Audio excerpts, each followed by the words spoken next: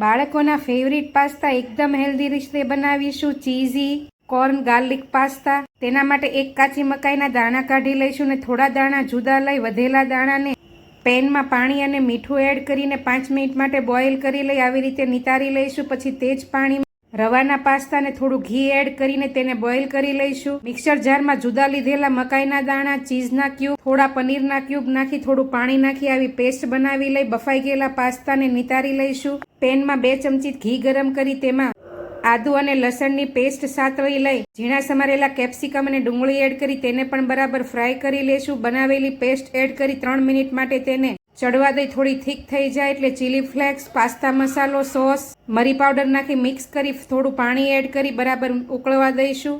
બાફેલા મકાઈના દાણા અને પાસ્તા મિક્સ કરી ઉપરથી ચીઝ ખમણી ઢાંકીને 2 મિનિટ માટે રહેવા દઈ ગરમા ગરમ ચીઝી ગાર્લિક કોર્ન પાસ્તા સર્વ કરીશું.